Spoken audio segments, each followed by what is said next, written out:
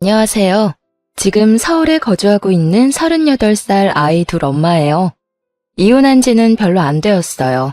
솔직히 아이가 둘이나 있어서 이혼을 해야 하나 망설일 때도 많이 있었지만 내로남불 남편이랑 같이 살다가는 제 수명이 줄어들 것 같아서 이혼을 결심하게 되었어요. 솔직히 남편 노릇은 그렇다 해도 아빠 노릇만이라도 제대로 했다면 이 지경까지 오지는 않았겠지만 어쩌겠어요. 제가 선택한 남자인데. 지금이라도 반품해서 다행이라고 생각해요. 저희는 동아리 모임을 통해서 만나게 되었어요. 저 또한 활기찬 성격이었기 때문에 외향적인 남편과 잘 맞았죠. 그래서 주말에 같이 운동도 하면서 데이트를 즐겨 했어요. 색깔도 문제가 없었는데 아이를 낳고 키우면서 서로 얼굴 붉힐 일들이 많이 생기더라고요. 여보, 이번 주 주말에 날씨도 좋다는데 근교 놀이동산이나 갈까? 아니면 근처에 키즈카페 오픈한 곳 있다던데 거기 갈까? 나 좀 쉬자. 나 평일에 쎄 빠지게 일하는 거 뻔히 알면서 주말에 쉬는 것도 아니고 와. 남편 좀 쉬는 게 그렇게 보기 싫냐? 주말에는 나도 좀 쉬자고. 아니, 애들이 평일에는 거의 집에만 있으니까 답답해하니까 그러지. 그럼 그냥 집 앞 놀이터에서 놀다가 새로 생긴 음식점 있던데 걸어서 산책하는 겸 저녁 먹고 오는 건 어때? 주말 이벤트로 좀 저렴하게 먹을 수 있는 것 같던데. 저녁은 안 돼. 나 애들이랑 약속 있어. 이번에 미국 갔다가 오는 친구 있어서 같이 얼굴 보기로 했어. 아, 뭐야, 쉬고 싶다며. 근데 어디 가? 그리고 친구? 저번 주도 친구 만난다고 나가서 새벽에나 기어들어왔잖아. 아니, 그렇게 친구가 좋으면서 왜 결혼했어? 애가 하나도 아니고 둘이나 되는데 왜 나만 챙겨야 해? 내가 평일에 어디를 가기를 하냐, 친구를 만나냐? 너는 집에서 놀면서 애기 보지만 나는 계속 일하다 요 근래 애들 좀 만나는 건데 뭘 그렇게 난리를 치냐? 그리고 솔직히 너 애들 생각해서 놀러 가자고 하는 거 아니잖아. 너가 놀러 가고 싶어서 그러는 거 아니야? 너가 가고 싶으면 직접 운전해서 가. 운전면허 어디다 쓰려고 그러냐? 나 어차피 그날 술 먹을 거라서 차 안 가져갈 테니까 당신이 차 써. 지금 애 하나도 아니고 둘을 내가 어떻게 데리고 다녀. 그리고 10살 넘은 애도 아니고 큰 애도 5살밖에 안 돼서 계속 신경 써야 하는데 내가 지금 애 둘을 데리고 나가는 게 내가 나가고 싶어서 그러는 거라고? 당신이 어떻게 그럴 수가 있어? 애는 나 혼자 만들었어? 아, 몰라. 너가 알아서 해. 이렇게 싸움을 끝내고 주말이 되니 남편은 아침부터 나갈 준비를 하는 거예요. 솔직히 저희 싸움이 마무리되지도 않았고 제가 계속 물건을 세게 내리는 등의 신경질을 냈는데도 아랑곳하지 않더라고요. 그래서 그냥 모임 안 가려고 내 화도 안 풀어주나 보다 생각을 했는데 이게 웬걸 저는 그냥 무시하고 콧노래 부르면서 샤워하는 모습이 너무 꼴보기 싫어서 결국 제가 먼저 말을 걸었어요. 어디가? 저녁 모임이라며. 그럼 낮에 애들이랑 좀 놀아주고 나가. 아, 원래는 그랬는데 친구가 일찍 보면 안 되겠냐고 하네. 그래서 점심, 저녁 먹고 올게. 나 밥 안 챙겨줘도 돼. 당신 편하겠네. 내가 알아서 밥도 챙겨 먹고. 이런 남편이 어딨냐? 아니, 그럼 점심부터 나가서 저녁에 다 돼서 오겠다고? 주말에 나 혼자 애 보라고? 아니, 평일에도 내가 다 보잖아. 일찍 올게, 일찍. 얘들아, 아빠 다녀올게. 내가 그렇게 화를 내는 상황인데도 본인은 기분이 좋은지 신나서 인사하며 현관을 나서더라고요. 그 모습을 보면서 이따 집에 못 들어오게 문을 다 잠궈버려야 하나라는 생각도 들었어요. 그러면서 저도 모르게 계속 시계를 보게 되더라고요. 자존심 상해서 먼저 연락은 하고 싶지 않았어요. 그런데 저녁 시간이 지나고 8시, 9시가 돼도 올 생각을 안 하더라고요. 신나서 나간 남편은 밤 11시가 돼서야 집에 들어왔어요. 그것도 술을 잔뜩 먹고 술 냄새를 풍기면서 들어왔어요. 정말 냄새가 너무 역해서 토가 나올 것 같았어요. 저는 애둘 데리고 근교 키즈카페 다녀왔다가 씻기고 재우고 이제 좀 쉬려고 하는데 들어와서는 큰 소리로 애들을 찾으면서 애들을 만지려고 하더라고요. 아무래도 술 냄새가 심하게 나니 애들이 자면서도 뒤척이고 둘째는 울려고 하는 게 눈에 보였어요. 정말 힘들게 겨우 재운 건데 술 먹고 늦게 들어와서 애들부터 깨우려고 하는 남편을 보자니 속에서 열불이 나더라고요. 머리끄덩이를 잡아야 하나 싸대기를 때려야 하나 이걸 어떻게 해야 하나 생각하다가 발로 차버렸어요. 술을 워낙 많이 먹고 와서 그런지 아침에 다리에 멍들어 있는 걸 보면서 어디에 부딪혔나? 하는 모습이 웃겼어요. 그냥 발로 차서 침대 밑으로 떨어뜨릴 걸 그랬어요. 이렇게 모임을 잡고 계속 늦게 오는 일이 반복되는 도중에 둘째가 어린이집에 가게 되었어요. 둘째를 하루 종일 보고 있어서 제가 힘들었는데 몇 시간이지만 그래도 이제 좀 한숨 돌리겠다 생각이 들었어요. 하지만 그런 평화도 오래 가지 못했어요. 둘째가 갑자기 저녁에 기침을 하면서 열이 오르더라고요. 다음 날 어린이집에 전화해서 아무래도 아이가 열이 나서 등원을 못하겠다고 말씀드리니 지금 같은 반 원아가 폐렴으로 입원을 했다고 하더라고요. 그래서 저도 걱정이 돼서 병원에 갔다 왔어요. 그랬더니 폐렴 초기 증상이라 입원을 해야 할 것 같다 하시더라고요. 우선 알겠다고 하고 남편한테 연락을 했어요. 여보 바빠? 지금 병원 왔는데 둘째 열도 안 잡히고 폐렴 증상도 있어서 입원해야겠다고 하네. 그래? 그럼 입원해야지. 우선 짐도 챙겨야 하니 아직 입원은 안 했지? 이따 병원 갈 때 같이 가자. 알았어. 이따 집에서 봐. 그렇게 첫째도 하원시켜서 집에 있었어요. 혹시 몰라서 둘째 마스크도 씌우고 있고 큰애도 마스크 쓰라고 했거든요. 그러면서 기저귀랑 둘째 간식, 옷가지 등을 챙기고 있는데 첫째가 어디 가냐고 하더라고요. 그래서 동생이 아파서 병원에 가야 한다고 했어요. 그랬더니 그럼 자기는 누구랑 있냐고 해서 아빠랑 있을 거라고 말하니까 갑자기 울기 시작하더라고요. 첫째가 우니 둘째가 따라 울고 정말 이런 난장판이 없었어요. 때마침 남편이 와서 한 명씩 안아들고 겨우 달랬어요. 엘리베이터에서 나오는데 애들 울음소리가 들려서 놀랐잖아. 무슨 일이야? 내가 둘째랑 병원에 있어야 해서 큰애는 아빠랑 있어야 한다고 말하니까 갑자기 울더라고. 그랬어? 왜 그랬지? 아빠랑 둘이서 저녁도 먹고 지내면 동생이랑 엄마도 다시 집으로 올 거야. 며칠만 아빠랑 있는 거야. 싫어. 지아도 엄마랑 있을 거야. 나도 엄마랑 있을 거야. 애가 때를 써서 어떻게 설명해야 하나 난감했거든요. 그런데 남편이 갑자기 헛소리를 하더라고요. 그냥 둘 다 데리고 가면 안 돼? 나 종종 야근할 때도 있고 출근하느라 정신없는데 큰애 깨우고 챙겨서 유치원 데려다 주는 것도 힘들 것 같은데. 아무래도 둘 다 자기가 보는 게 낫지 않겠어? 큰애가 엄마 찾기도 하고. 지금 그게 할 말이야? 내가 놀러 가니?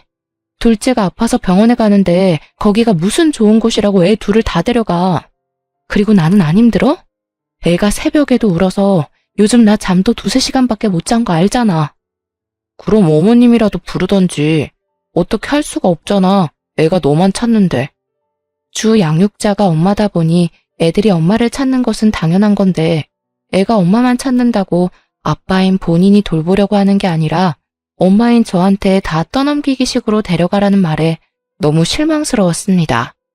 정말 아빠로서 무책임하다 느꼈어요. 노력조차 해보지 않았으니까요. 결국 합리화하는 남편에게 큰 소리를 내고 말았습니다. 당신이 아빠 노릇을 했어야 애가 아빠를 찾지. 속 터져. 어쨌든 둘째는 입원을 시켜야 하니 결국 친정엄마한테 전화를 해서 도움을 요청했어요. 1시간 30분 거리에 사는 엄마에게 SOS를 쳐서 큰애 등하원만 좀 부탁했어요. 솔직히 시부모님께 연락을 드리고 싶었는데 마음 편하게 연락드리기가 어려워서 그냥 엄마한테 전화를 드렸거든요. 엄마가 일도 하고 계시는 중이라서 혹시 시간이 안 된다고 하면 시어머님한테도 가능한지 여쭤봐야겠다 생각했는데요. 친정엄마가 너무 흔쾌히 가능하다고 하시면서 매번 저희 집까지 찾아오셨어요. 그리고 둘째 입원 소속하는 것도 함께 도와주셔서 남편이 필요가 없었답니다. 그래도 나이 드신 엄마가 고생하는 게 마음이 안 좋아서 엄마한테 차라리 저희 집에서 생활하면서 큰애를 봐달라고 말씀드렸거든요. 근데 엄마는 집에 있는 사위가 불편해한다면서 거절하셨고 굳이 운전해서 매일 집을 왔다 갔다 하셨죠. 이렇게 엄마 도움 받아서 일주일 정도 무사히 입원이 끝났어요. 저는 도와준 친정엄마한테 너무 고마우니 성의를 봐서라도 용돈 정도는 드리는 게 맞겠다 싶어서 남편에게 말했죠. 그랬더니 펄쩍 뛰더라고요. 이게 펄쩍 뛸 만한 일인가? 생각이 들었지만 그래도 돈은 남편이랑 얘기하고 보내드려야 할 것 같아서 처음에는 조곤조곤 얘기했어요. 이번에 집에 가보니 엄마가 청소나 정리 같은 부분들도 해주셔서 너무 감사해서 그런데 한 50만 원 정도 용돈 드리는 건 어떨까? 뭐? 외할머니가 손주 보는 걸로 무슨 용돈을 드려. 우리가 뭐 돈이 남아도는 것도 아니고 그리고 계속 상주하신 것도 아니고 왔다 갔다 하시면서 애 유치원만 보낸 거잖아. 그리고 조금만 애들 데리고 있으면 내가 금방 퇴근해서 애들 씻겼는데 이게 돈까지 보낼 일이야? 본인이 그 일이 힘들다고 해서 제가 먼 거리에 있는 엄마한테 도움을 요청한 것인데 이렇게 말하니까 너무 화가 나서 막 쏘아붙였어요. 우리 엄마가 앞에 10분 거리 사는 것도 아니고 1시간 30분씩 왔다 갔다 하셨어. 기름값 정도는 드릴 수 있잖아. 내가 몇백만 원 드리고 싶어도 우리 상황 안 되니까 그거는 말도 안 해. 그런데 내가 드리고 싶다고 말하기 전에 당신이 먼저 얘기해야 하는 거 아니야? 사실 당신이 힘들다고 해서 내가 엄마한테 전화 드린 거잖아. 솔직히 나는 많이 드릴 수 있으면 더 많이 드리고 싶은데 우리가 그럴 만한 상황이 안 되는 거 아니까 50만 원만 드리자는 거야. 넌 나 혼자 돈 버니까 돈 버는 게 얼마나 힘든 줄 모르지? 한 달에 몇백만 원 버는 게 얼마나 힘든데 너네 엄마라고 50만 원 주자는 게 말이 된다고 생각해?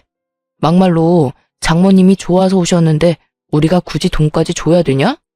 당신 말대로 우리 지금 상황 안 좋잖아. 가만 보니 당신은 왜 돈을 쓸 생각만 하냐? 뭐? 굳이 돈까지 줘야 되냐고? 진짜 당신 보면 내가 할 말을 잃어. 당신이 조금만 시간 내서 부지런히 애들 등하원시키면 될 일을 굳이 못한다고 해서 엄마가 오신 거야. 이걸 왜 돈을 줘야 되는지 이해를 못해? 가족이 아니더라도 우리를 위해 시간을 쓰셨는데 살이라도 하는 게 맞는 거라고. 당신 진짜 친정이라고 너무 날로 먹으려고 하네. 아주 서러워서 살겠어? 친정이 뭐 필요하면 당연히 도와야 되는 존재니? 가족끼리 돕고 사는 거지. 돈을 들이면 더 이상해진다니까. 하여튼 당신 드리기만 해봐. 난 분명 안 된다고 했어. 100만 원 보내달라고 하는 것도 아니고 50만 원으로 이렇게 큰 소리가 오갈 줄 몰랐어요. 하도 난리를 쳐서 결국 남편 몰래 모아둔 돈 조금 보내드리면서 너무 죄송하다고 했어요. 근데 엄마는 그마저도 뭘 보내냐고 너 힘들겠다고 애들 맛있는 거 사주라며 다시 보내셨더라고요. 진짜 너무 죄송했어요. 남편만 생각하면 한숨이 푹푹 나오더라고요. 돈 못 버는 서러움이 이런 건가 싶기도 하고 이놈이랑 계속 사는 게 맞나? 싶은 생각이 들었죠. 솔직히 지금 육아휴직하고 있는 중인 거지 계속 일을 못하는 상황이거나 추후에 돈을 못 버는 것도 아닌데 이렇게 돈 쓰는 거 하나하나 눈치를 보고 허락을 받아야 하는 상황이 너무 짜증나서 그냥 갈라서는 게 나을까? 라는 생각도 들었어요. 하지만 애도 둘이나 있고 그놈이 그놈이겠지라는 생각에 이제 와서 어쩌겠어란 생각으로 겨우 버텼네요. 둘째도 이제 건강하고 어린이집도 잘 다니게 되니 저도 좀 살만하더라고요. 둘째가 어린이집에 잘 적응한 지 한 3, 4개월이 되니 제가 좀 여유가 생겨서 남편이 저녁 약속을 잡아도 흔쾌히 보내줬거든요. 저도 애들 어린이집 유치원 보내고 나면 쉬는 시간도 생기기도 하고 종종 남편이 저녁을 먹고 오면 편할 때도 있었거든요. 애들끼리 대충 끼니를 때우는 것도 부담이 없고요. 애들은 반찬 투정도 안 하고 주는 대로 잘 먹는데 남편은 반찬이 이게 다냐며 투정만 해대니 제 성질만 나빠지더라고요. 차라리 남편이 하루에 한 끼라도 밖에서 먹고 오는 게 제 정신 건강에 더 도움이 되었죠. 그래서 남편 없이 저 혼자만의 여유 시간들이 소중해지더라고요. 여러분들도 다들 이러시나요? 부부가 항상 붙어 있을 필요는 없잖아요. 맨날 붙어 있으면 싸우기만 더하고 차라리 각자 여유 시간 즐기는 것도 좋은 선택이다 싶었네요. 그래서 남편이 사적인 약속 때문에 집에 늦게 오더라도 크게 화를 내진 않았습니다. 그냥 그러려니 하고 풀어준 거죠. 그런데 언제부턴가 매일매일 약속을 잡더라고요. 이 사람이 정말 약속에 미쳤나 싶었죠. 정도가 지나쳐서 결국 한마디 하게 되었네요. 여보, 나 오늘도 저녁 먹고 들어가. 오늘도? 이번 주만 벌써 3번이나 집에 안 들어왔어. 적당히 하고 오늘은 일찍 들어와서 애들이랑 놀아주고 씻겨줘. 이제 큰애도 커서 내가 씻기기 힘들단 말이야. 당신이 같이 와서 씻기면서 책도 읽어주고 재워줘야 나도 집안일 빨리 마무리하고 좀 쉴 거 아니야. 오전 오후 애들 없는 시간에 띵까띵까 놀고 왜 나 있을 때 집안일 하려고 해? 네가 미리미리 하면 되잖아. 오전 오후에는 내가 집안일 안 해? 애들이 어지럽힌 거 치우고 빨래하고 반찬 만들고 내가 하는 일이 얼마나 많은데 논다고 얘기해? 아, 알았어. 오늘 일찍 들어갈게. 이따 봐. 저녁 메뉴는 미리 준비해놔서 남편이 곧 도착한다는 연락을 받고 식탁에 저녁을 차려놓고 기다렸는데요. 남편이 도착해서 옷 갈아입고 나오더니 자연스럽게 소파에 가서 앉더라고요. 뭐해? 당신 밥 차려놓은 거 안 보여? 빨리 식사부터 해. 그런데 남편이 이런 말을 하더라고요. 당신은 좋겠다. 나도 맨날 집에서 놀면서 지내고 싶다. 어떻게 그런 말을 입 밖으로 낼 수가 있지? 라는 생각이 들었어요. 지금 내가 만든 밥과 내가 청소한 집에 살면서 어떻게 그런 말을 내뱉을 수 있는지. 심지어 오늘은 애들이 놀이터에서 놀고 와서 남편 오기 전에 샤워시켜서 남편이 할 것도 없었거든요. 진짜 내가 다 해주니까 고마운 줄 모르는구나 라는 생각이 들었지만 한편으론 그래, 얼마나 회사 생활이 힘들겠어. 좋게 좋게 생각하려 애썼답니다. 남편이 식사를 끝내고 또 제가 설거지를 했는데요. 곰곰이 생각할수록 내가 왜 이런 취급을 받으면서 애들을 봐야 하나 싶더라고요. 아무리 긍정적으로 생각해도 남편의 말 한마디 한마디가 저를 비참하게 만들었습니다. 그리고 순간적으로 이런 상태를 지속하는 것은 좋지 않겠다 싶었죠. 이런 상황이 계속해서 반복되면 나 스스로 너무 작아질 것 같았거든요. 그래서 남편한테 복직 얘기를 꺼냈어요. 애들도 이제 좀 컸고 나 그냥 복직하려고. 둘째도 어린이집 생활 잘하고 있고 나도 시간 유연제로 해서 근무하면 부담도 없을 것 같아. 이제 자기가 육아휴직하는 건 어때? 아까 나한테 나 부럽다며. 맨날 놀고 먹는 것 같아서 부럽다며. 근데 나 전업주부 아니고 육아휴직한 거였잖아. 큰애 초등학교 들어갈 때 또 육아휴직 써야 할 수 있으니 한 1년 정도는 당신이 쓰는 게 어때? 이렇게 말했더니 아주 펄쩍 뛰더라고요. 그렇게 쉬고 싶다고 말했던 남자는 어디 갔는지. 무슨 말이야. 남자가 무슨 육아휴직이야? 그리고 둘째가 아직 3살도 안 됐는데 벌써 복직을 한다고? 너 엄마 맞냐? 어떻게 그렇게 생각할 수가 있냐? 진짜 어이가 없다. 그리고 내 커리어는 생각 안 해? 어? 지금 커리어가 중요해? 당신 진짜 말 너무 서운하게 한다. 가만 보면 당신은 애한테 도움 주는 게 하나도 없는 것 같아. 애는 나 혼자 낳았어? 왜 맨날 책임은 내가 져? 그리고 당신 혼자 돈 번다고 유세 떨고 나는 집에서 먹고 노는 사람처럼 얘기하는 것도 짜증나. 애들은 알아서 크는 게 아니야. 부모 손길이 필요하다고. 그 속에서 엄마가 할 일, 아빠가 할 일 따로 있는데 당신은 아무것도 안 하려고 하잖아. 그리고 커리어? 내 커리어는 나는 뭐 하고 싶은 게 없어서 애 키우냐? 당신 지금 이런 태도 내로남불이야. 커리어 꺾이는 게 그렇게 싫으면 군소리 말고 일하던가. 아님 육아휴직하고 애들 보면 되잖아. 남편은 제 말에 할 말이 없는지 화장실로 도망가더라고요. 이렇게 결론 없이 싸움으로 마무리되었죠. 세상에 남자가 얼마나 많은데 하필이면 이런 남자를 골랐을까 하는 좌절감에 며칠 내내 마음이 좋지 않았어요. 육아에 버거워 우울증이 찾아온 건지 아니면 모든 육아맘들이 이런 고충을 안고 사는지는 모르겠지만 너무 서러워서 눈물이 마르질 않았답니다.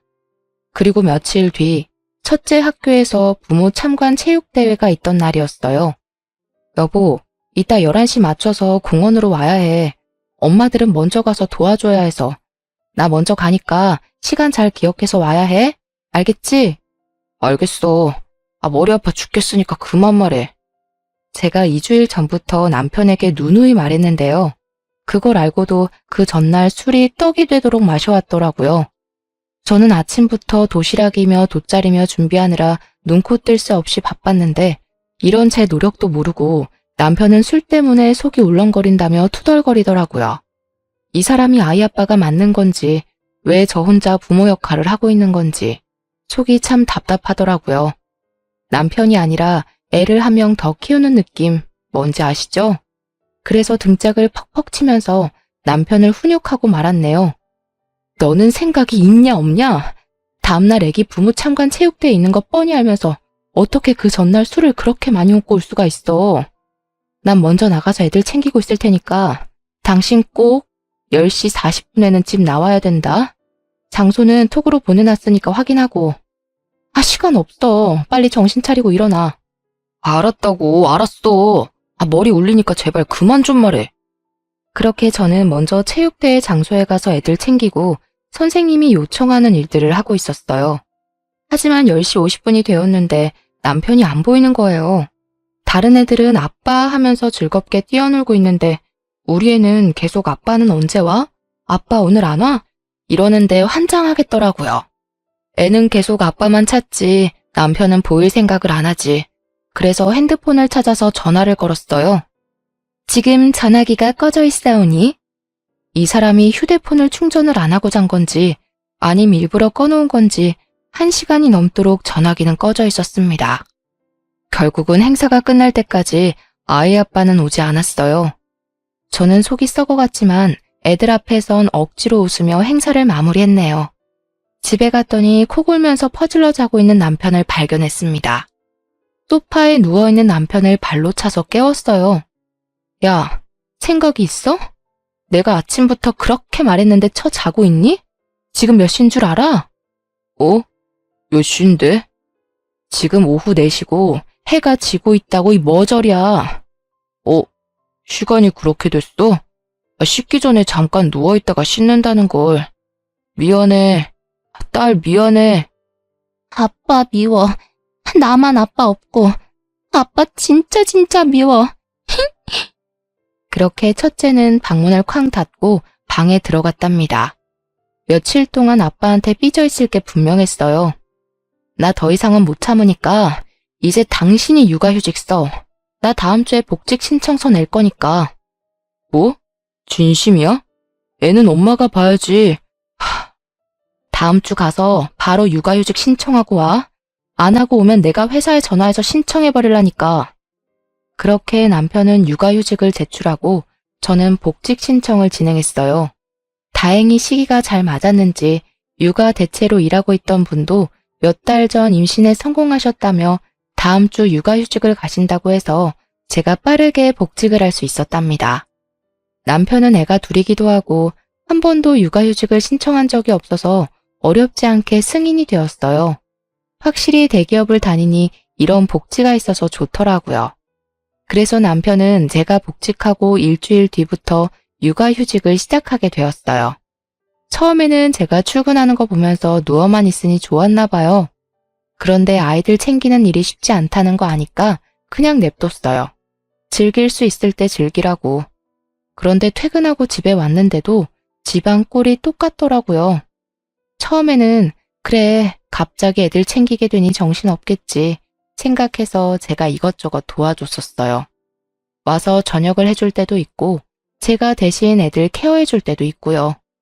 그런데 어느 순간부터 아무것도 안 하고 제가 가도 애들 TV 보여주면서 소파에 누워있더라고요. 그래서 화가 나서 나 밥 안 주냐고 소리쳤어요. 뭐해? 밥 안 차려? 나 배고파. 당신이 해. 나 오늘 애들 보느라 힘들었어. 뭐가 힘들어?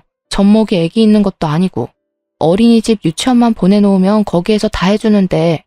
그리고 나 입으로 하나도 없어. 빨래는 도대체 언제 할 거야? 당신 잊었어? 당신 입으로 그랬잖아. 집에서 노는 사람이 다 하는 거라고. 왜 안 해놨냐고. 빨리 밥 차리고 집안일 해. 이렇게 쏘아붙이니 씩씩거리면서 일어나서 차리더라고요. 그래봤자 저희 부모님이 보내주신 반찬이랑 어머님이 만들어준 음식 데우는 것만 했었어요. 근데도 힘들다고 징징거리는 모습에 어이가 없었네요. 애들 재울 때도 저 혼자 방에 들어가서 자고 그랬어요. 애들이 엄마 찾아도 이제 아빠랑 자라고 단호하게 보냈거든요. 이렇게 며칠을 싸우고 냉랭한 분위기에서 퇴근한 저는 보란 듯이 아무 일도 안 하고 바로 잤어요. 일이 조금이라도 많아지면 바로 야근 신청을 했고요. 이런 날들이 반복되니 남편이 정말로 힘들었나 봐요.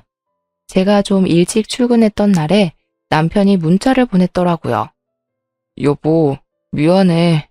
전에는 몰랐는데 육아가 쉬운 일이 아니더라. 너무 힘들어서 요즘 근육통이 낫지를 않아. 밤마다 허리도 너무 아프고. 연약한 당신이 이걸 다 어떻게 해냈을지. 그동안 내가 당신한테 너무했지? 얼마나 화났으면 당신이 복직을 했겠어. 암튼 오늘도 수고하고 저녁에 퇴근하고 보자. 사랑해 여보. 고작 한 달 만에 이렇게 꼬리를 내리다니. 저는 6년 넘도록 육아를 전담했는데도 하지만 남편의 진심 어린 문자 하나에 사르르 풀리고 말았네요.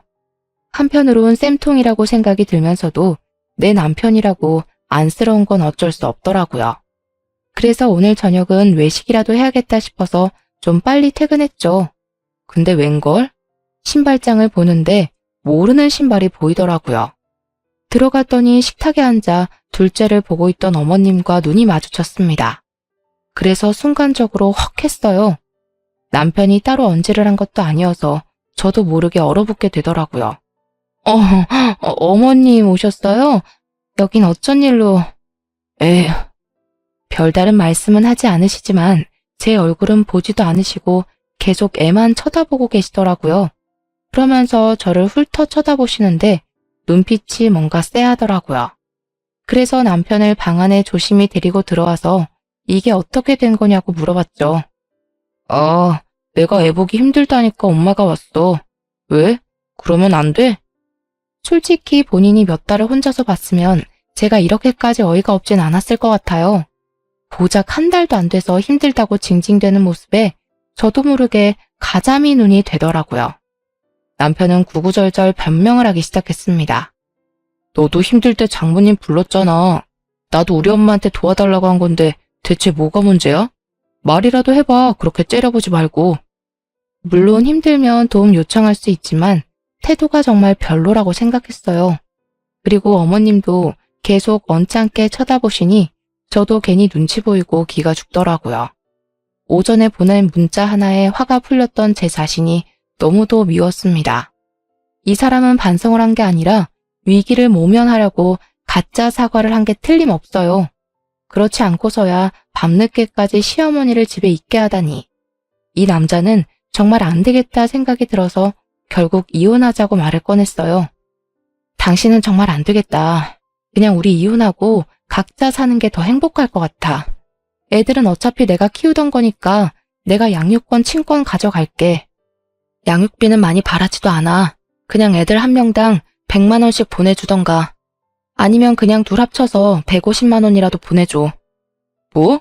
이혼? 그리고 왜 당신이 당연히 양육권을 가져갈 거라고 생각해? 애가 한 명도 아니고 둘씩이나 되는데 이혼 얘기를 어떻게 그리 쉽게 할 수 있어? 당신 하는 행동 봐. 내가 그런 말 안 하게 생겼나? 충동적으로 이혼했다가 나중에 애들한테 원망 들으면 어쩌려고? 애들이 나중에 겪을 고통은 생각 안 해? 아빠 없는 자식 소리 듣게 하고 싶니? 그리고 이혼 가정에서 자란 애들 중에서 정서적으로 이상한 애들이 얼마나 많은데 그런 애들이 사회 나가서 사고도 치고 그러는 거야. 그리고 애들 이혼 가정이라고 왕따라도 당하면 어떡해? 아니 애들 걱정 그렇게 하는 사람이 행동을 그런 식으로 해? 당신이 잘했어 봐. 내가 이런 고민하나. 당신 행동을 그런 식으로 하니까 내가 그런 거 아니냐고. 그리고 무슨 이혼 가정 애들이 정서가 안 좋아.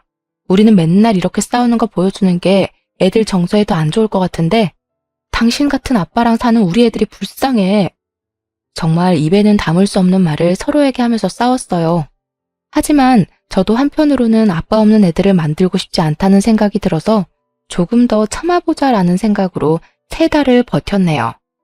종종 어머님이 오셔서 아이들을 봐주기도 했고 남편도 나름 열심히 하는 것 같아서 이렇게 그냥저냥 지나가나 보다 했지만 결국 큰 게 터졌어요.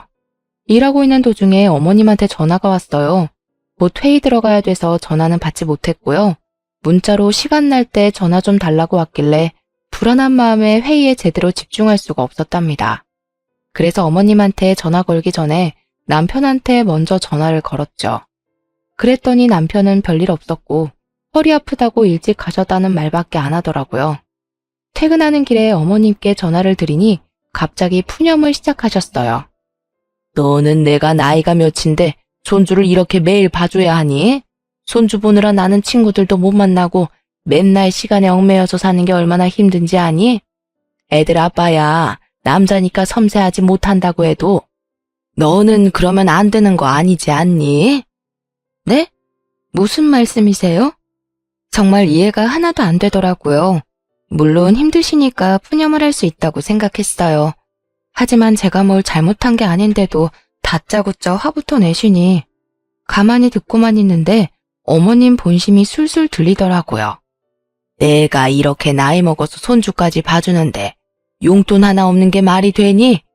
네 남편이야 그런 거 모른다고 해도 너는 어머님 고생하시니까 용돈 좀 드려야 된다고 말할 수 있지 않니? 너는 그런 센스도 없이 사회생활을 어떻게 하니? 결국 돈이 필요하다는 말씀이셨어요. 솔직히 용돈 드릴 수 있죠. 그런데 아들한테도 말도 못하시고 저한테 전화해서 용돈 달라고 하는 게 속이 너무 보이는 행동 아닌가요? 그러면서 저번에 오신 친정엄마랑 시어머니가 너무 비교되더라고요. 심지어 엄마는 용돈을 드린다고 해도 거절하셨는데 시어머니는 다짜고짜 전화해서 맡긴 돈 찾는 사람처럼 혼내시니 저도 마음 한켠 불만이 쌓이더라고요. 아, 어머니, 애기 아빠가 예전에 저희 엄마가 도와주러 왔을 때 용돈 드리자고 하니 할머니가 손주 예뻐서 오시는 건데 뭘 돈을 드리냐고 그러면 오히려 더 불편해할 거라고 했거든요. 그래서 어머님도 아이들 예뻐서 봐주시는 거라 생각해서 용돈은 생각 못했어요. 애들 아빠랑 얘기해 볼게요. 저는 서둘러 전화를 끊은 후 집에 와서 남편이랑 얘기했어요. 오늘 어머님한테 전화 왔는데 나한테 용돈 보내달라고 하시네? 당신은 어떻게 생각해? 엄마가 많이 힘들었나 보네. 아무래도 그 연세 애들 보는 게 힘들잖아. 한 달에 200만 원 정도 보내드리는 건 어떨까? 사실 우리 엄마 오면서 집도 깨끗해지고 자기도 나도 편하잖아. 정말 이렇게 말했습니다. 믿기시나요? 예전에 저보고 50만 원도 많다고 열불대던 남자가 맞나 싶더라고요. 마치 다른 사람 같았습니다. 그게 아니면 자기가 했던 말을 기억을 못하나? 바보인가? 이런 생각까지 들더라고요. 예전에 우리 엄마가 애들 봐줬을 때에는 용돈 드리자고 하니 손주 보고 싶어서 오시는 건데 무슨 용돈이냐고 했잖아. 그리고 그때는 50만 원도 아까워하더니 이제는 뭐?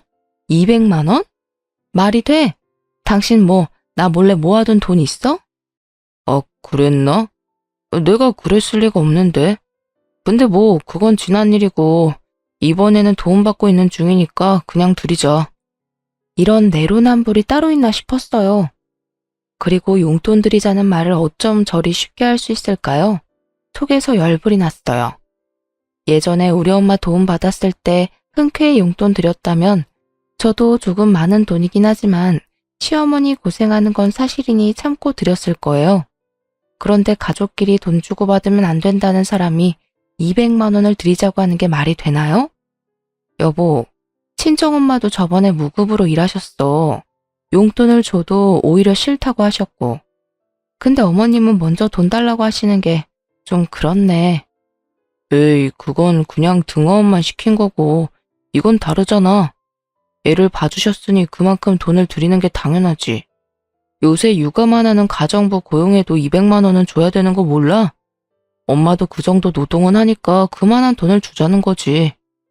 뭐? 우리 엄만 안 되고 너네 엄만 된다는 그런 논리는 어디서 왔어? 진짜 못 들어주겠네. 아, 근데 우리 돈 없잖아. 나도 어머님께 드릴 돈 없어. 지금 나 혼자 벌어서 상황이 안 좋은데 월 200만 원을 어떻게 주겠어? 어머님이 정 힘들어 보이면 자기가 더 집안일하고 애들 보면 되겠네. 그러고 문을 쾅 닫고 들어왔어요. 그랬더니 쪼르르 들어와서 아니 말을 왜 그렇게 하냐며 성질을 내는데 저는 아랑곳하지 않았어요. 그리고 돈을 그렇게 주고 싶으면 스스로 투잡을 하든 부업을 해서 직접 주라고 말했죠. 하지만 본인이 힘든 거는 하기 싫었나 봐요. 곧바로 꼬리를 내리더라고요. 본인이 생각해도 억지를 부리는 것이라고 생각을 했는지 그 뒤로는 어머님 용돈 달라는 말을 안 해서 잘 마무리되었나 보다 생각을 했어요. 그런데 제가 가타부타 얘기 드리는 것도 없고 따로 연락 주는 것도 없으니 어머님이 답답하셨는지 슬그머니 남편한테 전화를 하더라고요. 그땐 제가 옆에 있어서 통화 내용을 대충 엿들었어요. 그런데 어머님 태도도 좀 너무하더라고요. 아들한테는 사근사근 고상한 말투로 그랬구나, 알겠어 라며 좋게 넘어가셨어요. 그런데 저는 만만하셨는지 1분 뒤에 갑자기 저한테 전화가 왔더라고요. 그러곤 대뜸 화부터 내셨어요. 이런 경우가 어디 있니? 예전에 너 우리 집에 인사 올 때부터 마음에 안 들었어. 너한테 우리 아들이 가당키나 하니? 아주 오냐오냐 해주니까 끝도 없이 기어오르려고 하는구나. 지금 너가 애들 엄마로 뭘 하고 있니? 우리 아들이 애들을 다 키우고 있는데 아휴, 그럴 거면 너네 이혼해라 라고 말이죠. 저는 속으로 오히려 좋다라고 느꼈어요. 솔직히 저 스스로 긴가민가한 부분이 있었거든요. 그런데 오히려 성을 내시면서 당장 이혼하라고 하니 제 입장에서 거절할 이유가 없었죠. 네, 어머님, 맞는 말씀 하셨어요. 아무래도 저희가 이혼을 해야 할 것 같네요. 어머님이 말씀하신 대로 제가 분수 모르는 결혼을 한 것 같아서 이렇게 힘들게 사나 봐요. 그래도 애들 아빠라 어떻게든 데리고 살려고 했는데 어머님도 이렇게 사는 건 아니라고 하시니 그럼 그냥 이혼할게요. 계속 생각해왔던 말이라 그런지 아주 술술술 말이 나오더라고요. 그렇게 시원하게 쏟아내고 나니 마음 편하게 전화도 먼저 끊었죠. 어차피 애들 케어도 계속 제가 해왔어서 양육권을 갖고 오는 것에 대해서는 문제가 없다 생각했어요. 만약 남편 쪽에서 말도 안 되는 소리 하면 변호사를 통해서 소송을 준비할 생각도 하고 있었고요. 그런데 어머님이 뒷수습은 생각하지도 않고 내뱉은 말이었는지 남편이 들고 일어났죠. 당신 진짜 미친 거야? 이혼하라는 건 그냥 홧김에 말씀하신 거지. 그걸 네 알겠습니다 하고 넙죽하겠다는 건 또 뭐야? 당신 못 들었어? 어머님이 나 원래부터 마음에 안 드셨대. 처음부터 결혼시키고 싶지 않았대. 그러면서 이혼하래. 무슨 이혼이 애들 장난도 아니고. 그러는 당신은 찔리는 게 없어? 나한테 그동안 잘못한 거 없냐고. 내가 괜히 이혼 생각이 들었냐 이 말이야. 아, 구구절절 말하기도 입 아프다. 사실 애들이 있을 때 할 이야기는 좀 아닌 것 같아서 엄마한테 애들을 1박 2일 정도 봐달라고 부탁했어요. 그동안은 남편과 말 한마디 안 하고 살았죠. 며칠 뒤 엄마가 애들을 데려가고 남편이 이상한 결심이라도 했는지 분위기를 잡더라고요. 그 모습이 어찌나 웃긴지. 제가 그렇게 힘들다고 뭐라고 할 때는 귀등으로도 안 듣고 이렇게 하면 이혼하는 거라고 얘기했을 때에도 그냥 이러다 말겠지 생각했었죠. 사실 저도 그냥 싸우다 말겠지 생각했는데 생각할수록 분하더라고요. 여보, 생각해봤어? 나는 정말 우리 이혼은 아니라고 생각해. 나 육아휴직도 하고 있고 애들 좀 더 크면 우리 사이도 괜찮아질 거고. 그리고 엄마도 그런 의도로 말한 거 아니라고 하던데 그런 의도였던 아니던 간에 나는 이미 마음 굳혔어. 내가 계속 당신한테 얘기하고 요구하고 했을 때 당신은 관심도 없었고 그냥 그러다 넘어가겠지 생각했잖아. 나 이제 정말 당신한테 거는 기대도 없고 그냥 나 혼자 애 키우는 게 나을 것 같아. 그러니 그냥 서로 좋게 좋게 합의로 진행하자. 양육권이나 친권은 내가 가질게. 친권도? 친권은 내가 가져야 하는 거 아닐까? 양육은 당신이 한다고 해도 그래도 애들 아빠는 나니까. 친권은 내가 가져야 하는 거 아니야? 친권이랑 양육권이랑 나눠 가지면 나중에 애들 병원 가서 수술받거나 하면 보호자 2명 동의가 필요해서 번거로워져. 그리고 당신이 언제부터 아이들 위해서 신경 썼다고 그래? 저는 남편을 계속 몰아붙였어요. 만약 합의해주지 않으면 나는 변호사 선임해서 소송으로 갈 생각도 있다 말하니 남편이 움찔하더라고요. 솔직히 본인도 소송으로 가도 승산 없는 게임이라고 생각했는지 그 뒤로는 그냥 알겠다고 했어요. 사실 결혼 생활한 지는 약 7, 8년 정도 되어요. 제가 약 6년 정도 육아를 하고 남편이 한 7, 8개월 정도 아이를 돌봤고요. 그렇게 저는 복직하고 1년 만에 이혼 도장을 찍게 되었네요. 중간중간 어머님이 전화하셔서 그런 뜻으로 말한 게 아니다라고 설득도 하시고 회유도 하셨어요. 그런데 사실 제가 아니다 생각을 하면 마음을 잘 바꾸지 않거든요. 오히려 저한테 이혼하라고 하셨던 분이 이러니까 웃기기도 했어요. 어머님이 원하시는 대로 애들 아빠랑 헤어지게 되었으니 저한테 따로 전화하지 않으셨으면 좋겠어요. 혹시 하시고 싶은 말이 있으시다면 애들 아빠한테만 하시면 될 것 같아요. 하고는 전화번호도 차단했어요. 예전 같았으면 정말 상상도 못할 일이죠. 그런데 저도 이제는 뭐 안 볼 사람인데 나 편한 대로 살아야지란 마음이 생기면서 눈치도 안 보고 하고 싶은 대로 행동하게 되었네요. 이후 과정은 합의로 원만하게 진행이 되었어요. 몇 차례 남편이 울면서 다시 생각하자고 말하긴 했지만 악어의 눈물 같아 보였어요.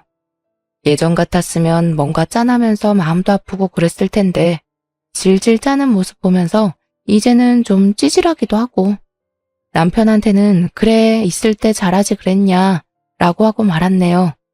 제가 생각이 안 바뀌는 걸 알고 나서는 더 이상 남편도 저를 설득하지 않고 최대한 원활하게 상황을 마무리하려고 노력하더라고요. 그래서 지금은 남편한테 양육비 받으면서 애들이랑 부모님이랑 같이 살고 있어요. 아무래도 제가 회사를 다니면서 아이 둘을 케어하는 게 힘들더라고요. 그래서 재산 분할로 받은 돈이랑 저희 부모님 전세 자금이랑 합쳐서 회사 근처에 집 하나 장만하고 부모님이랑 아이들이랑 같이 살고 있어요. 아이들은 2주에 한 번씩 아빠 집으로 놀러 가요. 그럴 때 저는 친구를 만나거나 부모님 모시고 1박 2일 여행을 가면서 힐링 생활을 하고 있어요. 제 마음이 편하니 아이들도 편안해 보여요. 이게 맞는 것인지 저도 무척 고민을 많이 했답니다. 결론적으로 보면 아이들도 부모님이 맨날 만나서 싸우는 모습을 보지 않아서 편안하고 저 또한 집에 들어가는 것에 스트레스 받지 않아서 좋더라고요. 혹여나 이혼 가정이라는 꼬리표가 아이들의 정서에 영향을 끼치면 어쩌나 고민도 참 많이 했는데요. 아직 다 크진 않았지만 우리 꼬맹이들이 아빠 보고 싶다는 말은 안 꺼내더라고요. 그리고 첫째 아이가 엄마가 웃고 있어서 지아도 행복해 라고 말하더라고요. 그렇게 다시 얘기를 하고 저 정말 열심히 살았었네요. 결혼하고 헤어지기로 결심하기까지 고민이 많으시겠지만 내로남불로 힘든 분들이 있다면 본인을 위한 선택이 무엇인지 한번 고민해보라고 말씀드리고 싶네요. 지금까지 제 사연 들어주셔서 감사합니다.